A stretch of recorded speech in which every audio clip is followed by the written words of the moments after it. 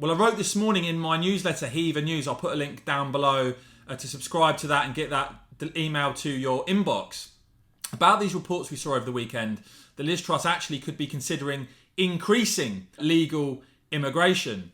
And that even there could be talks for freedom of movement with the Indian government as part of a trade deal said to be resisted by Kemi Badenoch.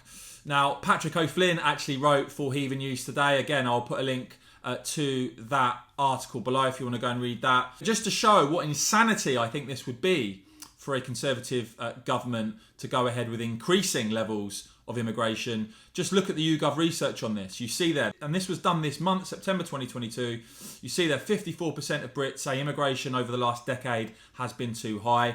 And my, when you look at the figure for Leavers and Conservative voters, 83% of both Leavers and Conservative voters say that the level of immigration over the past 10 years has been too high. Now, apparently, Home Secretary Suella Braverman, again, who I'm a big fan of, she apparently is calling for immigration levels to be cut. But there does seem to be quite a major row going on now within the Cabinet, within senior figures in government about what Truss's government intends to do when it comes to migration. The Times report here that the plan to relax migration splits the Cabinet. And bear in mind, net migration is still running deep into the hundreds of thousands each year. Spoken about many times before. It wasn't that long ago that you had the likes of David Cameron and Theresa May both advocating net migration being brought down to the tens of thousands per year, which would seem enormously sensible to me.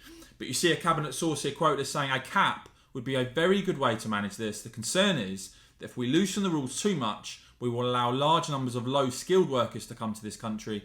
Brexit, they said, was in part a call not just for controlled migration, but reduced migration. We are failing on that. And I think that's quite an interesting comment there from a Cabinet source. A Conservative MP also unhappy with some of these reports that Truss could increase immigration is Sir John Hayes, their chairman of the Common Sense group of Tory MPs, saying the party will be judged at the next election on whether we've cut immigration or not. The headline figure is really important. There should definitely be a cap. If in 2 years' time illegal and legal immigration has risen, people will have every right to say the Conservative Party doesn't care enough about immigration. Finishes off there by saying countries that have caps show it works because it focuses attention on the calibre of migration that you want. So there's a good argument for high-skilled migrants where they can help the economy. A cap allows you to be much more discerning on immigration. So again, I'm keen to hear your thoughts on this, guys. It would seem, looking at public opinion on this, if Truss was to actually increase mass migration, given we've seen, as I said, net migration deep into the hundreds of thousands now for many, many years, that would seem to be a very unpopular move. But let me know what you make of all of this in the comments below. As I said, do check out my newsletter, Heaver News. I'll put a link down below. And of course, as ever, cheers for watching.